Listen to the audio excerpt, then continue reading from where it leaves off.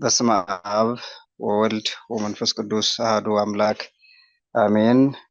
የቸርነት ባለቤት እግዚአብሔር አምላካችን ሆይ እንደ ኃጢአታችን ብዛት እንደ ሰውነታችን ክፋት ፍጥነት ሳታጠፋን በቸርነትህ በካህሊነትህ በመግቦት ጠብቀህ ሰዓተ ማልቱን ባርከ ቀድሰ በሰላም ያዋልከን እናመሰግንሃለን።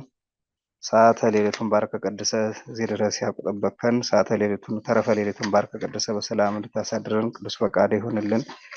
በመካከላችን ተገኝተህ እንድታስተምረን እንድትመክረን ምስጢሩን ጥበቡን እንድትገልጥልን ቅዱስ ፈቃድ ይሁንልን። እናታችን እመቤታችን ቅድስት ድንግል ማርያም ምስጢሩን ጥበቡን ትግለጥልን ታስገልጥልን። የተወደዳችሁ የሕያው እግዚአብሔር ቤተሰቦች የእናታችን የእመቤታችን የቅድስት ድንግል ማርያም የአደራ ልጆች በያላችሁበት እንደየሰዓት አቆጣጠራችሁ እንደየማይረጋችሁ ስለማንተያይ እንደምን አመሻችሁ? እግዚአብሔር ይመስገን። አሜን። ቸርነቱ የማያልቅበት የአባቶቻችን አምላክ እግዚአብሔር ስሙ የተመሰገነ ይሁን። እንግዲህ አባታችን ለጊዜው ለዛሬው ካልኖሩ ዋናውን ነገር ነካክተን ሁለት ሐሳብ ከምናደርገው በሌላ ርዕሰ ጉዳይ እናነሳና እግዚአብሔር እንደወደደና እንደፈቀደ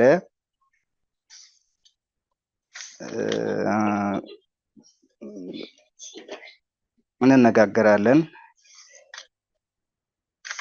ሰዓት ለመጠቀም ሰዓት እንዳይባክን ለማድረግ ሳይሆን እግዚአብሔር የወደደውን ያደርጋልና እሱን እናያለን። ከዚሁ ከጉባኤው ጋራ በተያያዘ ሐዋርያው ወልደ ነጎድጓድ ቅዱስ ዮሐንስ የተናገረው ማስታወሻዬን ሳገላበጥ ድንገት ስለሆነ ነው።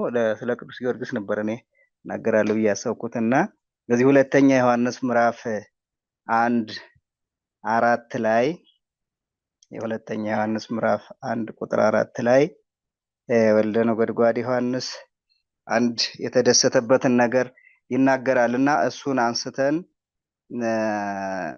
ስለኛ ብንነጋገር እግዚአብሔር ይወደዋል እኛም እንመከርበታለን ብዬ አሰብኩና ተፈሳይኩ ጥቀ እስመ ረከብኩም ደቂቅኪ እለ ያውሩ በጽድቅ በከመ ነሣእነ ትእዛዞ እምኀበ አብ።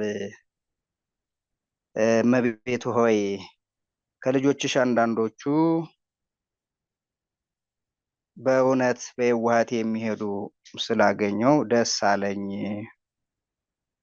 ይላታል። ይሄንን ነገር እንደ ርዕስ እንዲኖረው ለማድረግ የአባቶቻችን የደስታ ምንጭ እንሁን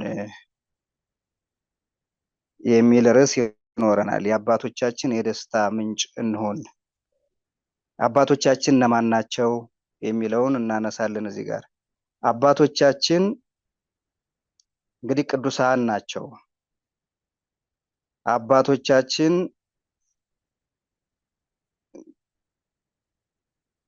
ምን አስቀምጠውልን ነበረ? አባቶቻችን እንድናስደስታቸው ምን አዝዘውን ነበረ? ሐዋርያውን ፍቁረ እግዚእ ወልደ ነጎድጓድንስ ያስደሰተው ነገር ምንድነው የሚለውን ሁለት ሶስት ነገሮችን እናይና እንጠቀልላለን እንዳይሰፋ። ይህንን መልእክት እንግዲህ ወልደ ነጎድጓድ ቅዱስ ዮሐንስ ከ12 ሐዋርያት አንዱ ነው። በሐዲስ ኪዳን መጽሐፍት ውስጥ 5 መጽሐፍትን ጽፏል። በስሙ የተሰየመለትን የዮሐንስ ወንጌል አንደኛው ነው። ሁለተኛው አንደኛ ዮሐንስ መልእክት፣ ሁለተኛ ዮሐንስ መልእክትና ሶስተኛይቱ ሌላው ራእየ ዮሐንስ ጽፏል። ፍቁረ እግዚእ ወልደ ነጎድጓድ ቅዱስ ዮሐንስ ከሌሎቹ ወንጌላውያንም ከሌሎቹ ሐዋርያትም የሚለይበት አለው። አሁን የሱን ሕይወት የምንፈልገው ስላልሆነ እናልፈዋለን። የፍቁረ እግዚእ የወልደ ነጎድጓድ ረድኤት በረከቱ ጸጋ ሀብቱ በሁላችን ላይ በማህበራችን ላይ አድሮ ይኖር። ይህንን የትምህርቱ መሰረታዊ ዓላማ የዚህ ትምህርት መሰረታዊ ዓላማ አሁን ነገረ ቅዱሳንን በምንማርበት መካከል ላይ ነው የገባው። አባቶቻችን በእድሜያችን ሁሉ የሀዘናቸው መነሻ እንዳንሆን የምናስደስትበትን ነገር በዚህ የመጽሐፍ ቅዱስ ክፍል አባቶቻችን የምናስደስትበትን ነገር በዚህ የመጽሐፍ ቅዱስ ክፍል ማሳየት ነው የትምህርቱ መሰረታዊ ዓላማ። ለምንድን ነው ይሄን የተመረጠበት ከተባለ ምንም እንኳን ድንገት ቢሆን እግዚአብሔር እንደወደደና እንደፈቀደ ጉባኤውን የሚመራው የሚያስተምር የሚመክር እሱ ስለሆነ ሙሉ በዚህ ጊዜ በተለያየ ቦታ በተለያየ የሰዓት አቆጣጠር በተለያየ የስራ ሁኔታ ሆነን እግዚአብሔር ሁኔታዎችን ካመቻቸልን እንድንማር፣ እንድንነጋገር፣ ቃሉን እንድንሰማ ምንም እንኳን ፊት ለፊት እየተያየንም ባይሆን ሁኔታዎችም ባይመቹ እግዚአብሔር አመቻችቶልን በዚህ በመገናኛ መረቡ በኩል እንድንማር ፈቃዱ መሆኑን ተገንዝበን ቁጭ ብለን ተረጋግተን የእግዚአብሔርን ቃል ለመስማት ትኩረት መስጠታችን በዚህ ሰዓት አባቶቻችንን የሚያስደስት ከአባቶቻችን የመጀመሪያው አባትም እናትም ነው፣ እግዚአብሔር ነው። ይህንን አጽንኦት ሰጥተን ይችን የባረክልኝ ይችን ጊዜ ሰጥተኝ አመሰግንሃለሁ፣ በዚህ እንድጸና ደግሞ ፈቃድ ይሁንልኝ፣ በሰማሁት ቃል ደግሞ ያማረ ፍሬ አፍርቼበት በንስሐ ሕይወት ተመላልሼ የተወደደ ልጅህን ያንዱን የኢየሱስ ክርስቶስን ቅዱስ ሥጋውን በልቼ ክቡር ደሙን ጠጥቼ የዘላለም ሕይወት እንደወርስ ፍቀድልኝ ብለን እያንዳንዳችን እግዚአብሔርን እንድንለምን ይረዳናል የሚል ሐሳብ ስላለ ነው። እዚህ ቅዱስ ዮሐንስ ይህን ሁለተኛ መልእክቱን የሚጽፈው በ96 ዓመተ ምህረት አካባቢ በኤፌሶን ከተማ ከኤጂያ ደሴቶች ባንዱ ሆኖ እንደሆነ የቤተ ክርስቲያን ድርሳናት ያስረዱናል። ታሪኩ እንደዚህ ነው። አንዲት በዚህ በኤፌሶን ከተማ ደሴቷ ውስጥ የምትኖር ሮምና የተባለች አንዲት የነገስታት ልጅ የምታሳድግ ሞግዚት ነበረች። ይቺ ሮምና ስራዋ በተለይ በዚህ ጊዜ በዘመናዊ መንገድ ልጆቻችንን እናሳድጋለን ለሚሉ ወላጆች ይህ ትልቅ ትምህርት ነው። ስራዋ የምታደርገው ነገስታት ልጆቻቸውን ለይተው አንድ አይነት ዕውቀት ወደፊት ለሚገነቧት ዓለም ትምህርት እየተማሩ እንዲያድጉ የሆኑ ልጆችን በጥንቃቄ የምታሳድግ ሴት እንደነበረች ታሪኳ ይናገራል።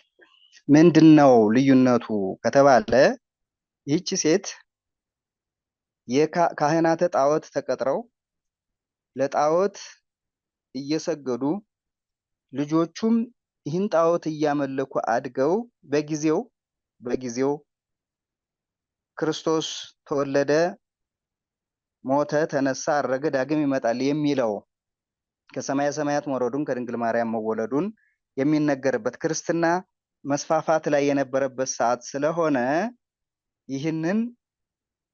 ይህንን ትምህርት እንዳይሰሙ ተደርገው ህፃናቱ ከልጅነታቸው ጊዜ ጀምሮ ውስጣቸው ላይ አእምሯቸው ላይ በልጅነት እድሜያቸው በለጋ ህይወታቸው እንዲሰርጽ የክህደት ትምህርት እንዲሰርጽ ተደርጎ እንዲያድጉ የተደረጉ ልጆችን በጥሞና በጥንቃቄ እየጠበቀች እየመገበች ሞግዚት ሆና የምታሳድግ ሴት ነበረች እና እግዚአብሔር እነዚህን ደግሞ ሊተው አልፈለገም። ካሉበት ሊያወጣቸው ሊያድናቸው ወደ ቤቱ ሊጠራቸው አባትነቱን ሊያስመሰክርላቸው በአባትነቱ አዝኖላቸው ቅዱስ ዮሐንስ ወልደ ነጎድጓድ ቅዱስ ዮሐንስን ከደቀ መዝሙሩ ከአብሮኮሮስ ጋር ወደዚህ ደሴት ይልከዋል። እንግዲህ ልጆቻችን በችግር ባሉበት ሰዓት ወደ ስህተትም የሚወስድ መንገድ ላይ በቆሙበት ጊዜ የሚጠብቁ ቅዱሳን መላእክትን ቅዱሳን አባቶቻችንን በምልጃ በረድኤት ይላክልን። የሚጠብቁ አባቶችንም አያሳጣብን። እንግዲህ የጉባኤ ኒቆዲሞስ የጉባኤው አካሄድ ትምህርት ነው ሁልጊዜ የተለመደው። ይሄኛው ትንሽ ስብከት ይመስላልና በእውነት በጥሞና እንድትከታተሉ በእግዚአብሔር ስም ጠይቃለሁ። አካሄዴ ስብከት ነው የሚመስለው ጉባኤያችን የለመደው ትምህርት ስለሆነ ማለት ነው። እና ቅዱስ ዮሐንስ አብሮኮሮስን ይዞ ወደዚህ ደሴት ለመግባት ፈለገ። ነገር ግን ይችን ደሴት አልፎ በጀልባ አቋርጦ ደሴቱ ላይ ለመድረስ እጅግ በጣም ፈታኝ ነበረ። አሁን ከቅዱሳን ጋር እንደተናገረው ጌታችን መድኃኒታችን ኢየሱስ ክርስቶስ እስከ ዓለም ፍጻሜ ድረስ አነ ሄሉ ምስሌክሙ ከእናንተ ጋር እኖራለሁ ያለው ቃል የማይታበል ስለሆነ የሚወጡበትን የሚገቡበትን፣ የሚሰሩትን የሚያደርጉትን፣ የሚያስተምሩትን የሚመክሩትን ሁሉ መንፈስ ቅዱስ ይገልጥላቸው ስለነበረ ለቅዱስ ዮሐንስም አንድ መላ መንፈስ ቅዱስ የመግቢያ ዘዴ ነገረው ማለት ነው። እንዲህ አለ፣ እኔና ይሄ ወንድሜ የሮምና የአባቷ ባሮች ነን እና ለብዙ ዘመናት ጠፍተን አሁን መጣን። ወደ እሷ ገብተን ልናገለግላት ሰላም ልንላት፣ በጎ ሰው ነበረች፣ እጅግ ድንቅ ሰው ነበረች እና በጎ ሰላም ልንላት ፈለግን። እንዲያው እንዴት ይሻላል፣ እንዴት እንግባ ይሆን እያሉ ወሬ ማስወራት ጀመሩ። ከባህሩ ዳር ሆነው ማለት ነው። እና ሮምና ደግሞ ከንቱ ውዳሴ ትወድ ነበር፣ የሚያጠቃት ሴት ነበረች እና ወደ እሷ ሄደው እንደዚህ የሚሉ ሁለት ሰዎች አሉ ሲሏት፣ አዎ እውነት ነው ሊሆን ይችላል፣ በአባቴ ቤት ብዙ አገልጋዮች ነበሩ አለች። ከዛ በኋላ ወልደ ነጎድጓድ ቅዱስ ዮሐንስንና አብሮኮሮስን እንዲገቡ ካደረገች በኋላ እግዚአብሔር ያሳያችሁ። ወልደ ነጎድጓድ ቅዱስ ዮሐንስ እንጨት ፈላጭ፣ ደቀ መዝሙሩ አብሮኮሮስ ደግሞ ውሃ ቀጂ አደረገቻቸው። በዚሁ አጋጣሚ በመካከል የተጋበዙት መምህር ከገቡ ከአባታችን ውጭ አባታችን የሚልኳቸው ከገቡት ምልክት ሰጣችሁ ታስቆሙኛላችሁ ማለት ነው። አይቋረጥም ብላችሁ እንዳትተውት ነው። እግዚአብሔር መንፈስ ቅዱስ ከሁላችን ጋር ይሁን። በዚህ ጊዜ ይህን አገልግሎት በሚያደርጉበት ሰዓት ወደ ቤተ ጣዖቱ ይገባሉ። አብረው ወደ ቤተ ጣዖቱ ሲገቡ በጣዖቱ ላይ አድሮ የሚያሰግደው የሚመለከው ሰይጣን ወጥቶ ሲሄድ አንዱን ሕፃን ላይ ረግጦ ሕፃኑ ደንግጦ ሞተ። ተገለጠለት ለሕፃኑ ማለት ነው። በዚህ ጊዜ እጅግ ተቆጣች እና እንዲህ አለች፣ መጀመሪያውኑ አገልጋይ ባሪያ ፍርፋሪ እየተሰጠው የታዘዘውን እየሰራ ከቤት ውጭ ሆኖ በር ላይ ተቀምጦ ያገለግላል እንጂ ምስጢር እንዲያይ ማንም አይፈቅድም ነበር። እነዚህን እንግዶች አስገብታችሁ ምስጢር አሳይታችሁ ቢሆን የሆዱ ነገር የሆነ ብላ ቅዱስ ዮሐንስን እና አብሮኮሮሱ ላይ ተቆጣች፣ ተበሳጨች። በዚህ ጊዜ ቅዱስ ዮሐንስ ከምትቆጭን ይልቅ አስነሱልኝ ብትኝ አይሻልም የሚል መልስ ይሰጣታል። እንደ ደግሞ የአሁኑ ይባስ ጭራሽ ደግሞ እናንተ ሞት የምታስነሱ እነማን ናችሁ? አይ ይሄንንማ አድርጋችሁ አሳዩኝ ይባላል እንጂ በዚህ መቆጣት በዚህ መበሳጨት አያስፈልግም።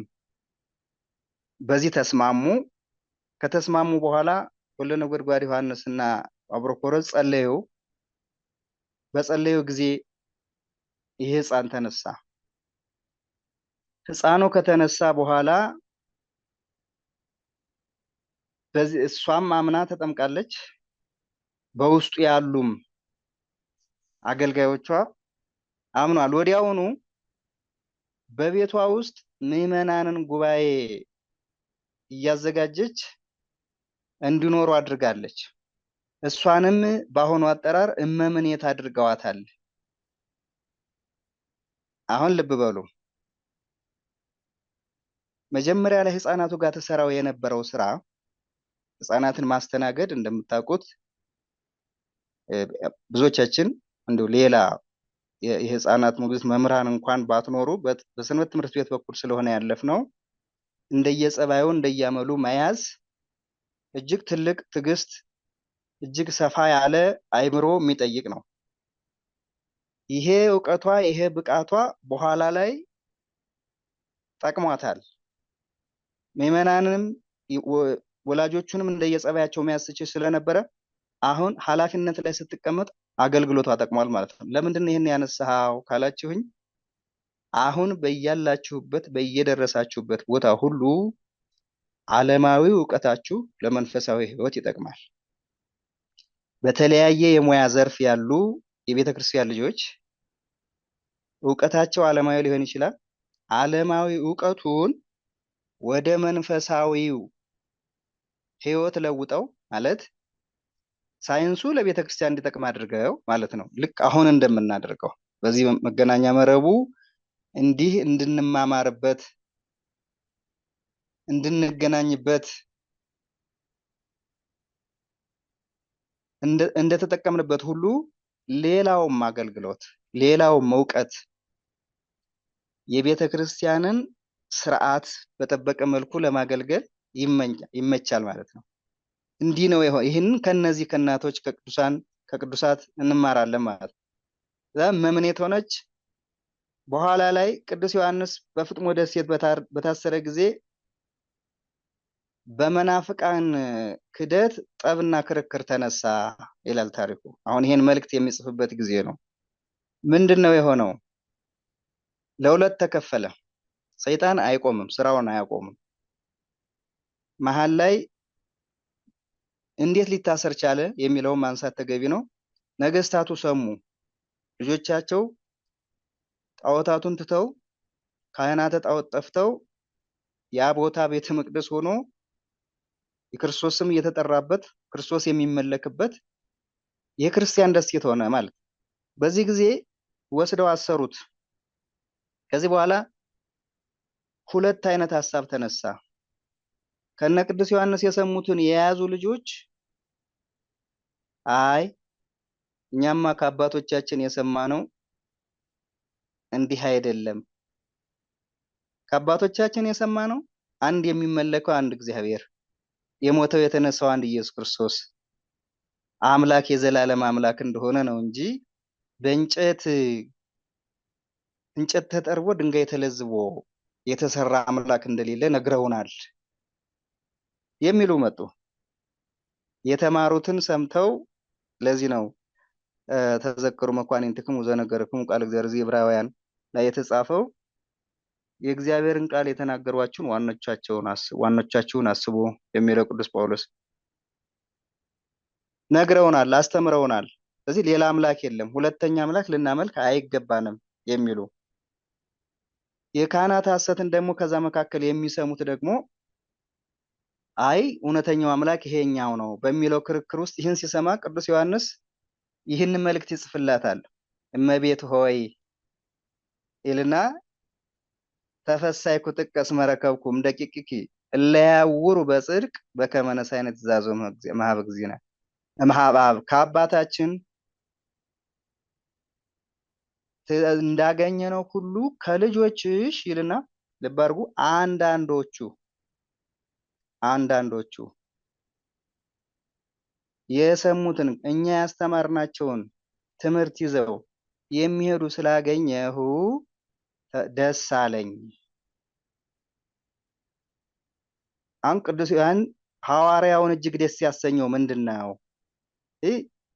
አንደኛ የእመቤት ሮምና ልጆች በእውነት የሚሄዱ አንዳንዶች ስለተገኙ እንዳስተዳደጋቸው ምክንያቱም ክርስቶስን እናምናለን በሚሉበት ይሄ ጊዜ አሁን ዘመነ ሰማዕታት የሚጀመርበት ሰዓት የሚመጣበት ሰዓት ነውና አሁን በዚህ ጊዜ ላይ ክርስቶስን አምናለሁ የሚል አይደለም፣ ክርስቲያን ነኝ የሚል ብቻ ሳይሆን ክርስቶስን አምናለሁ የሚለው አሁን ነገ ቅዱስ ጊዮርጊስ ነው።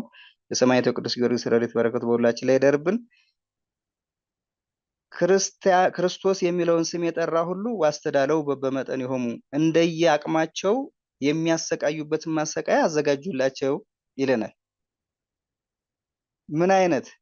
በማስፈራራት የሚያምኑትን የሚክዱትን እያስፈራሩ ካላመንክ ክርስቶስ የሚለውን ትተህ ለጣዖቱ ካልሰገድክ ወይም ካልሰገድሽ ትገረፋለህ፣ ትሰቀላለህ በሚለው ማስፈራሪያ። ካልሆነስ ታስረው ተገርፈው አድረው ነገ እንደገና ተጠይቀው የማያምኑ ከሆነ ቀጣዩ ነገር እንደነ ቅዱስ ጊዮርጊስ 7 ዓመት ተጋድሎ እንደ ሕፃኑ ቅዱስ ቂርቆስ እነ ቅዱስ ኢየሉጣ የአንድ ዘመን ተጋድሎ ነው ሁሉ እንደየአቅማቸው እንደየችሎታቸው ዛሬ እኛ ላይ እንደሚሆነው ማለት ነው። በህመም እንፈተናለን፣ በማጣት እንፈተናለን፣ በስደት እንፈተናለን፣ ሰላምን በማጣት በውስጣችን እንፈተናለን። እግዚአብሔርም ምን ያህል እርግጥ ነው በሰማዕታቱ ልክ እኛ ጋር አልደረሰም። በሰማዕታቱ ልክ የሚፈተኑም ወገኖች አሉ። የሰማዕታቱ አምላክ ጽናቱን ብርታቱን ይስጥልን። የሰማዕታቱ በረከት በሁላችንም ላይ ይደርብን። በእውነት በጉባኤያችንም ላይ ይደር። ጉባኤያችንን ያስፋልን። በሰማዕታት ደም የሰፋ ጉባኤ ስላለ ዛሬ ማህበረ ሰማዕታት እስካሁን ድረስ ስማቸውን ጠርተን በምልጃቸው ተማምነን ብዙ ታምራት የሚደረግልን በእምነታችን ልክ የሰማዕታቱን የቅዱሳኑን አማላጅነት የጌታችን የመድኃኒታችን ኢየሱስ ክርስቶስን ተማላጅነት አምነን በስማቸው ለምንጓደድ እኛ ለምን በእውነት አንዳችም የሚጎልብን ነገር የለም እና የቅዱሳኑ ምልጃ በሁላችን ላይ ይደርብን። ጸጋ ሀብታቸው ረድኤት በረከታቸው ከዚህ መካከል ምንም ሳይሆኑ በእውነት የሚሄዱ ስላገኘው ወልደ ነጎድጓድ ዮሐንስን ደስ አሰኝቶ ሐዋርያውን ደስ አሰኝቶታል ማለት ነው። ልጆቹ የደስታው ምንጭ እንዲሆኑ ምን አድርጋ ነበር ከተባለ አሁን ወደኛ የሚመጣው ምንድነው? ስትጠመቅ ሙሉ ቤተሰቧ ተጠምቋል እንዳለ አንደኛ። ሁለተኛ ቤቷን የምዕመናን መማሪያና ማረፊያ አድርገዋለች። ሶስተኛው ወንጌልን በተግባር እያሳየች አሳድጋ ነበር። የሐዋርያትን ቃል ወንጌልን በተግባር እያሳየች አሳድጋ ነበር። ስለዚህ ነው እንደውም እዚህ ጉባኤ ኒቆዲሞስ ማስታወቂያ ሲነግ ከትናንት ከዛሬ ጠዋት ጀምሮ እንዲህ አይነት ትምህርት ልንማር ስለሆነ ልጆቻችሁን ይዛችሁ ብትሰሙ ትጠቀሙበታላችሁ የሚል ከላይ ጽሑፍ ታያላችሁ ማለት ነው። አሁን ይሄ የአባቶቻችን የደስታ ምንጭ እንድንሆን እኒህን ነገሮች አንደኛ ሙሉ ቤተሰቡ እግዚአብሔር ቢረዳና ቢሆንልን እኔ በጣም ይቅርታ እዚህ መካከል ግማሽ ቤተሰብ ሊኖር ይችላል ማለት ባል የአንድ እምነት ሚስት የሌላ እምነት ይሆን እንደሆነ አላቅም። በእውነት እንዲህ ስለሚያጋጥሙ በአገልግሎት አጋጣሚ እንዲህ ነገሮች አሁን ብዙዎች አሉ። ባል የአንድ እምነት ተከታይ ሚስት የሌላ እምነት ተከታይ ሆነው ወደ አንድ ለመምጣት እንዲህ ነገሮች አሉ። እንግዲህ ቅዱሳን አምላክ አንድ የሚሆኑበትን ወደ ቤቱ የሚሰበሰቡበትን ነገር ያመቻችልን እግዚአብሔር። በእውነት ከባድ ነው እሱ የነሱ ብቻ ሳይሆን ልጆች እንኳን የሚወለዱ ህፃናት የሚወለዱ ልጆች ጥያቄ ላይ ሲደርሱ ብዙ ጥያቄ ያለባቸው ቤተሰቦች አሉን። ሌላው ቤቷን የምዕመናን መማሪያ እና ማረፊያ ማድረጓ እንደዚህ እንደ ጉባኤያችን እንደ ጉባኤ ኒቆዲሞስ ይህ አሁን ላይ የጉባኤ ተሳታፊዎች ቁጭ ብለን እየተማርንበት ነው። እግዚአብሔር ስሙ የተመሰገነ ይሁን። ጉባኤያችንን ያስፋልን።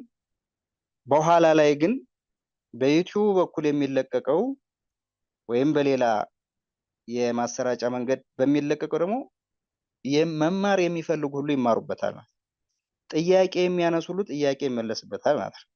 ይሄ ቅዱሳን አባቶቻችንን ያስደስታቸዋል። ከሁሉ በላይ ደግሞ እግዚአብሔር በዚህ አገልግሎት ይደሰትበታል ማለት ነው።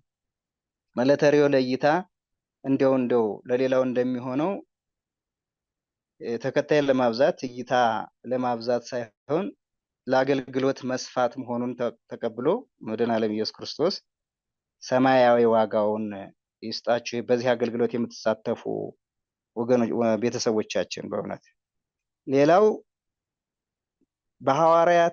የሐዋርያትን ቃል በተግባር እያሳየች ነው ያሳደገች። ያላትን እያካፈለች ዝቅ ብላ እያገለገለች እየታዘዘች በጾም በጸሎት በትህትና እመቤት ተብላ ትከበር የነበረች ዝቅ ብላ እያገለገለች ማሳደጓ ህፃናቱ አእምሮ ላይ የተቀረጸ ስለነበረ በኋላ ላይ ለሚመጣው የክደት ትምህርት እጅ እንዳይሰጡ ሆነዋል። በኋላ ላይ ለሚመጣው የትዕቢት ትምህርት እጅ እንዳይሰጡ ሆነዋል። ምክንያቱም ክደት የሚመጣው ከትዕቢት በመነሳት ነው። መጀመሪያ ራስን ከፍ ማድረግ ሲመጣ እኛም በቀጥታ ያለ አማላጅ ያለ ቅዱሳን በቀጥታ ከኃያሉ ከእግዚአብሔር ጋር መነጋገር ከቅዱስ ከእግዚአብሔር ጋር መነጋገር እንችላለን የሚል ሐሳብ ስለሚነሳ ማለት ነው። ይህ ለምን ጠቀመ ካላችሁ በችግር ጊዜ መውጫ ሆኗቸዋል። በችግር ጊዜ ጽናት ሆኗቸዋል። ስለዚህ በዚህም ሐዋርያውን እጅግ ደስ አሰኝቶታል ማለት ነው። እዚህ አሁን ለዚህ ጉባኤ ስጠቀልለው ለዚህ ጉባኤ ርዕሳችን ለአባቶቻችን የደስታ ምንጭ እንሆን ነው። የቅዱሳን አምላክ እግዚአብሔር የደስታ ምንጭ እንድንሆን ቅዱስ ፈቃዱ ይሁንልን። አንደኛ አባቶቻችን እነማን ናቸው? ሁለተኛ እንዴት እናስደስታቸው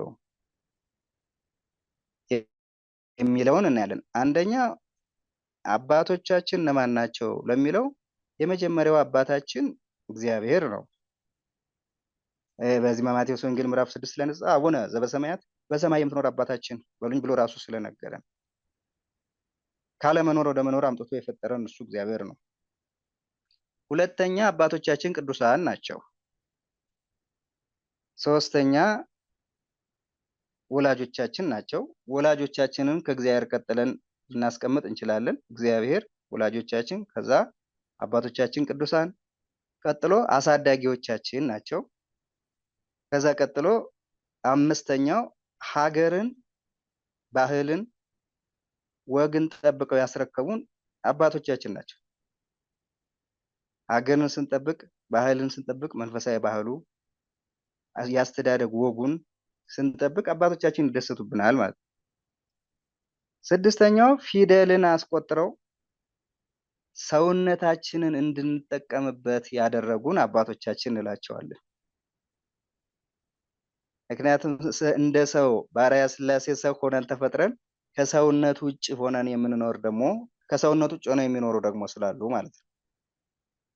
ፊደል አስቆጥረው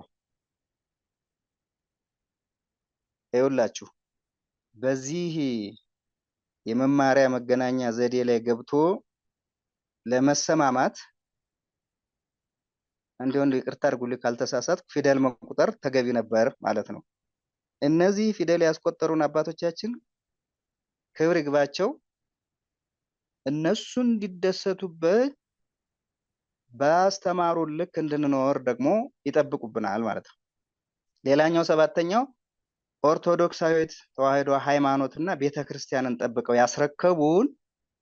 ያስረከቡን አባቶቻችን ናቸው። አሁን አባቶቻችን እነማን ናቸው ለሚለው ጥያቄ ነው ሲጠቀልል ቅዱስ እግዚአብሔር፣ ወላጆቻችን፣ ቅዱሳን አሳዳጊዎቻችን፣ ሀገርን ባህልና ወግን ጠብቀው ያስረከቡን፣ ፊደል አስቆጥረው ሰውነታችንን እንድንጠቀምበት ያደረጉን ኦርቶዶክሳዊት ተዋሕዶ ቤተክርስቲያናችንና ሃይማኖታችንን ጠብቀው ያስረከቡን እነዚህ አባቶቻችን ናቸው። እነዚህን እንዴት እናስደስታቸው? አንድ እግዚአብሔርን የምናስደስተው በእምነት ነው። ወዘእንበለ ተአምኖሰ ይክሉ ያስመርዎ ለእግዚአብሔር፣ ያለ እምነት እግዚአብሔርን ደስ ማሰኘት አይቻልም ብሎናል ቅዱስ ጳውሎስ በዚህ ዕብራውያን ምዕራፍ 11 ቁጥር 6። ያለ እምነት እግዚአብሔርን ደስ ማሰኘት አይቻልም። እምነት ሌላኛው እንደ ሕጋቸው እንዳስተማሩን እንደነገሩን ሆነን በመሄድ ብዙ ነገር መጥቀስ ይቻላል። ሰዓቱን እንዲሁ እንዳናሳልፈው ነው። እርስ በርስ በመዋደድ በመተሳሰብ አባቶቻችንን በመምሰል ተመሰሉን ይካየ በከማነት መሰሉ ለክርስቶስ አንደኛ ቆሮንቶስ ምዕራፍ 11 ቁጥር 1 ላይ ጽናታቸውን በመከራ ጊዜ፣ በስደት ጊዜ፣ በባዶነት ጊዜ፣ በችግርም ጊዜ ሁሉ ከእግዚአብሔር ነው ብለው የሚያምኑ ቅዱሳን አባቶቻችን ሲሰደዱም ሲራቡም ሲጠሙም በተለይ ቃሉን በሚያስተምሩበት ጊዜ ክርስቶስን በሚሰብኩበት ጊዜ በደረሱበት ሁሉ ዳዊትም እንዳለን እስመ በእንቲአሁ ይቀትሉነ ኩሉ አሜረ ስለሱ ሁል ጊዜ እንገደላለን እሱም ብሏቸዋል። በዚህ ማቴዎስ ወንጌል ምዕራፍ 10 ላይ እንደምታስታውሱት ሲልካቸው በስም ጠርቶ ካለካቸው በኋላ ትከውኑ ጽሉዓነ በእንተ ስሜ ስለ ስሜ በሁሉ ዘንድ የተጠላችሁ ትሆናላችሁ። አባቶቻችንን መስለን ስንጓዝ ስለ ስሙ የተጠላን ይሆን፣ ስለ ስሙ የተገፋን፣ ስለ ስሙ የተንገላታን፣ ይህንን ደግሞ አባቶቻችን ስላደረጉን አባቶቻችንን መስለን እንደነሱ ታግሰን ከተጓዝ የአባቶቻችን የደስታ ምንጭ እንሆናለን ማለት ነው። ይቆየን። የአባቶቻችን አምላክ እግዚአብሔር በምሕረቱ በረድኤቱ በቸርነቱ ይጠብቀን። ወስብሐት ለእግዚአብሔር።